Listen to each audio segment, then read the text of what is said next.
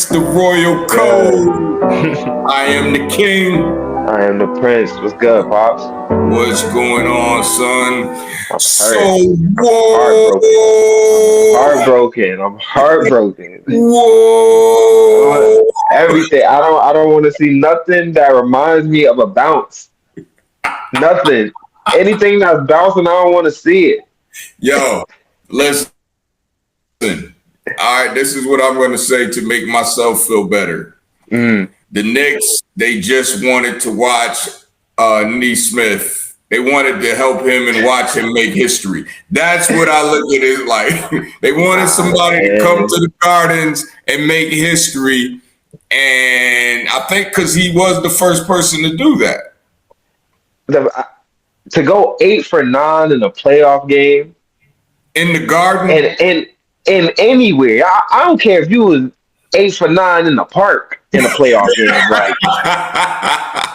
at some point, after four, you gotta OG, Jalen, somebody gotta be like, all right, we have to put a hand up. We have to make sure that he is at least going to drive for the rest of the game. Like, because if somebody Go ahead. Somebody's making 4 to 5 threes. The basket is just wide open at this point. They don't even see defenders. There's nobody else on the court. Everything is a practice shot.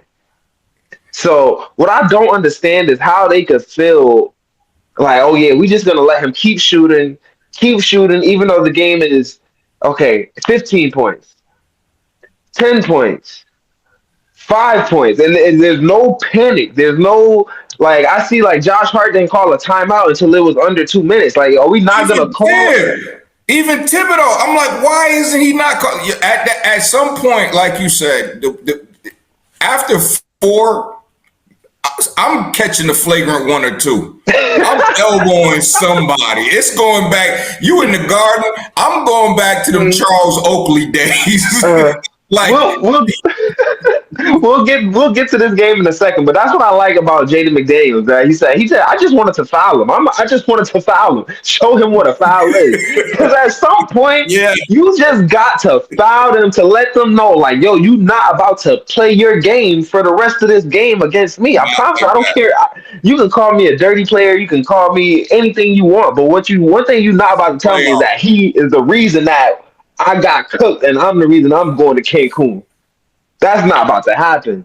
Man, the way that happened, it was funny because it almost felt like in 2K somebody raised the sliders up on the because he was just going everywhere. Like, oh, I didn't hit a 3 at this spot. Bang. Oh, I didn't hit literally. You know how somebody's usually hot? Mm-hmm. Yeah, it got to a point. It looked like the ball players was just watching it like, yo, this is amazing what he's doing. And I realized, wait, he's doing this to us. And it was so funny because I saw the highlights, and then, when you go back to YouTube, you can actually see play by play, and they'll show the, different. Oh, yeah. So I'm sitting there watching it, and I'm watching the Knicks fans, and I'm a Knicks fan too because it's home. That's why. But I'm watching it go, getting quieter and quieter because what are y'all doing?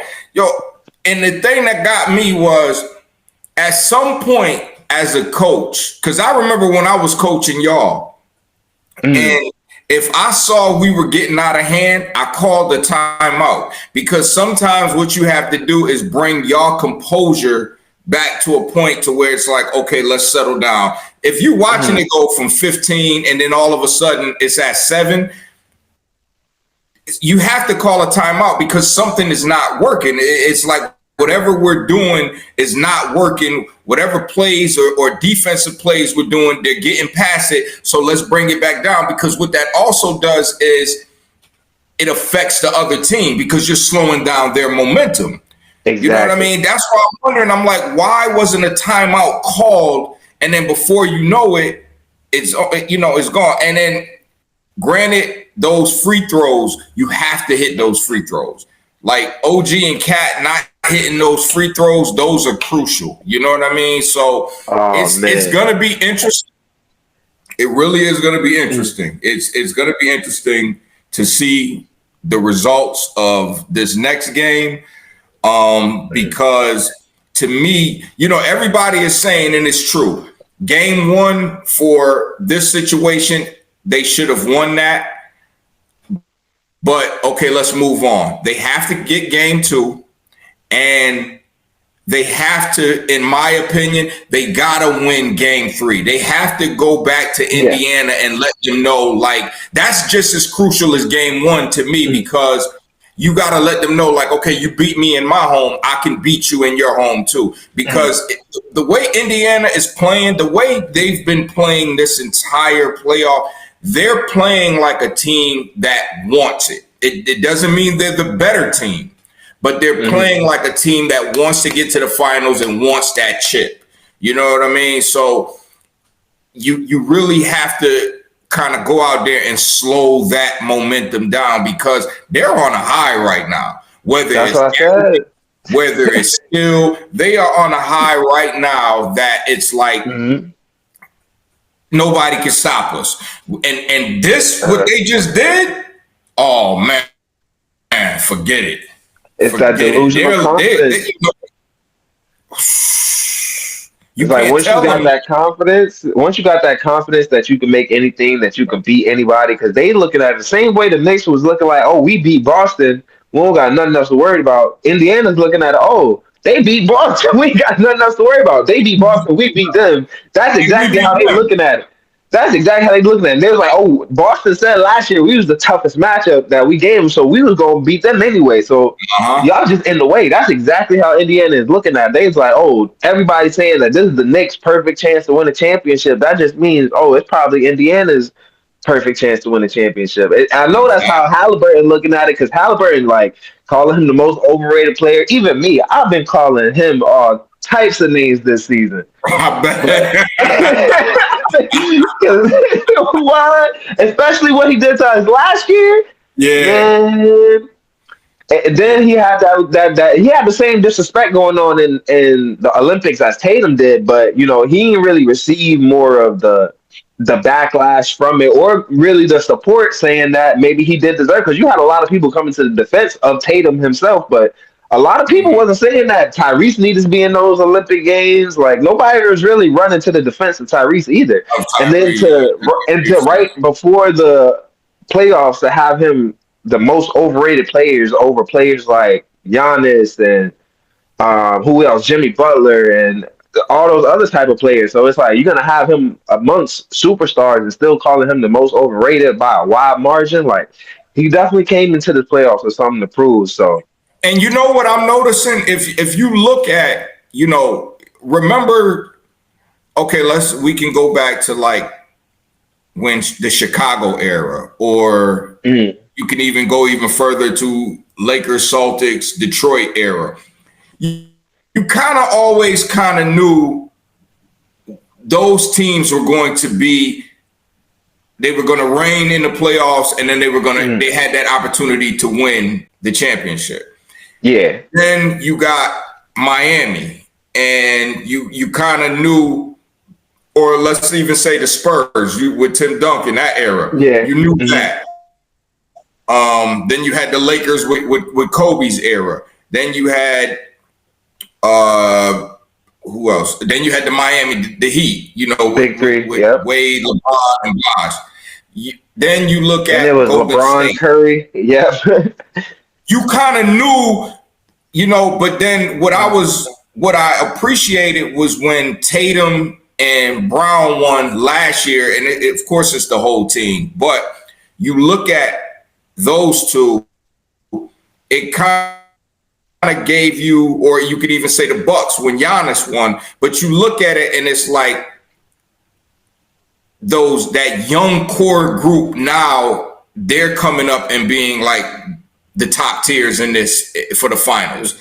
Now you're looking at it, and you look at Indiana.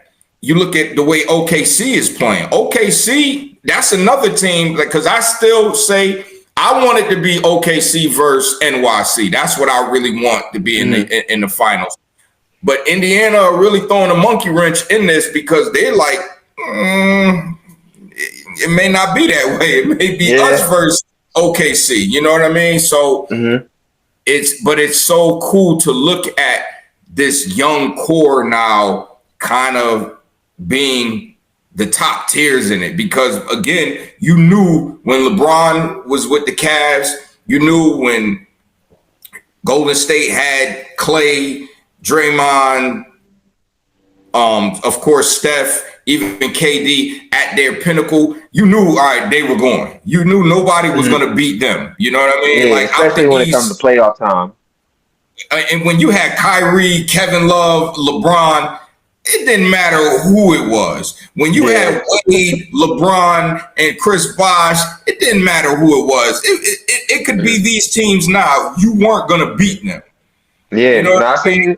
That this is the longest stretch in NBA history that we're gonna have different champions. Like it's been 7 years in a row since 2019. And you look at who that 2019 and 2020 chip was. That was Kawhi and Bron. Then it was Giannis, and then Steph ended up getting one in 2022. But then now you look at Jokic, then Tatum and Brown. It's like that change of the guard. Now I forgot about Denver. Now, when you look at it, it's going to be one of those young stars now. It's going to be either JB, Tyrese, Shea, or Ant to be the one holding that trophy at the end. So it's definitely time. It's definitely time for the young guards, the young players to really make that switch. You got Amen Thompson making the first team all defense. This is like his second year. I think that's crazy to be right alongside players like Draymond Green. Like in your second year, you on that first team all rookie, because you guarding players like Steph Curry, you guarding players like Tyler Hero, you guarding players like Ant when it comes to that. So it's like, when you challenging yourself on the defensive end, like these young players, like they ain't going for none of that. They ain't scared. Like not no more. It's different. It almost brings me back to the days of when AI and Kobe came into the league. Like they didn't care about who you were. They didn't care about your team in that sense. Like their main goal was to make their mark and bring you down. It just wasn't, and that's how they got their respect, you know. So when you look at it now, like I could even say this, regardless of the 4 teams that's left, whoever wins this year, it's crazy because next year we could see a whole set of 4 teams again.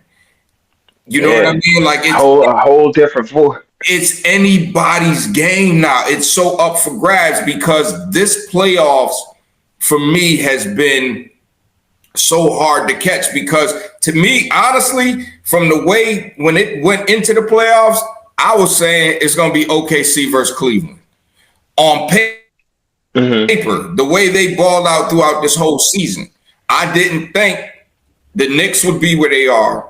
I didn't think Indiana would be where they are. And honestly, I didn't think Minnesota was going to be where they are, because I thought Ant could do it, but I also thought he needed some help. But Ant has been just like balling out, you know what I mean? Like by himself, not necessarily by himself, but he's taking that all responsibility. Like he's taking that full responsibility, and that's what I love about Ant. Like he really takes on the challenge. Like despite all the like things that's been surrounding him this season, like he's still been able to take his team back to the Western Conference Finals. Like that's why I seen some today. I think it was Gil that said like, oh, they setting him up to be the next LeBron. Like they put him in this excuse me, they put him in this position to learn how to win.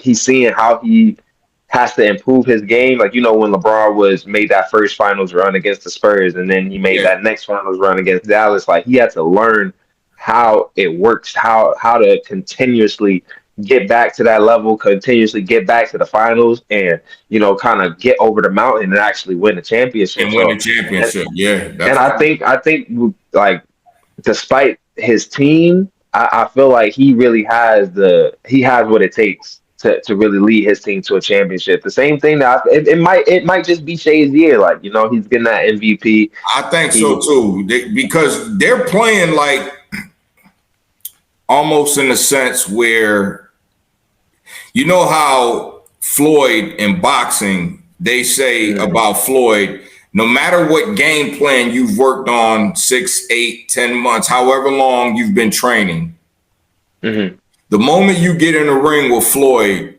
he instantly knows your game plan. So there's been fighters that have been fighting just as long as him, fought top contenders that they've whooped on, thought that game plan, and they've used that game plan for years. Got in that ring with Floyd, and he instantly knew their game plan, and that's how he defeated him because he was such a mastermind of boxing.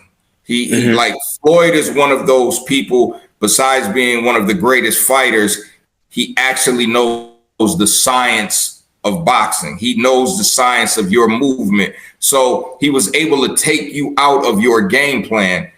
That's what OKC seems like they're doing this year. It's like once they, like Denver showed them like, okay, we got to see that there's teams out there that can beat us. But once we figure you out, oh, we got you.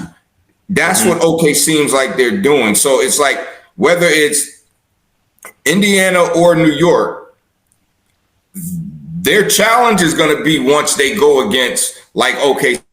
And if Minnesota so happens to win, you got to look at Ant. Ant at that moment, to me, Ant is coming for blood. Like he's not going to lose if he gets to that finals. You know what I mean? That's the crazy part. That's what's scary.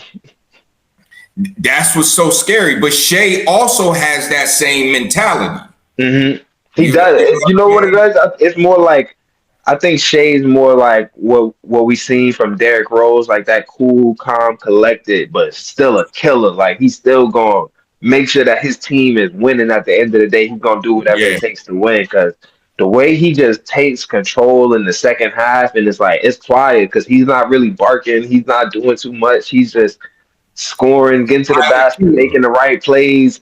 And it's like, that can be even more frustrating than somebody that plays ball, like somebody that's just cooking you and getting to the basket, getting to the free throw line, making plays, and they ain't even saying a word. Like, that's more frustrating than somebody that's doing all of that and talking, because at least you can talk back to somebody that's talking, but that person that's giving you that cold shoulder and just killing you, like that's somebody that you're not even there with them. Like they already in the next game, ready to think about how they about to give you another 40 pieces. Like that's the type of thinking that Shea be on. So it's like you gotta be wary of that. So even if the Knicks do somehow prevail against Indiana, which I think they do, it's raining in New York right now. It's raining in the city, so that's why I know it's either we coming for blood or it's still gonna be another sad day. So either way, we're gonna have to deal with one of them.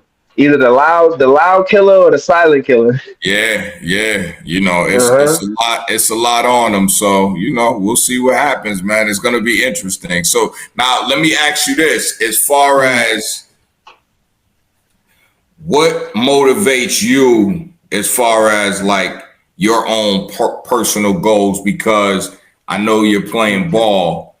What motivates you in that sense to like, what are your goals you're trying to reach in that sense?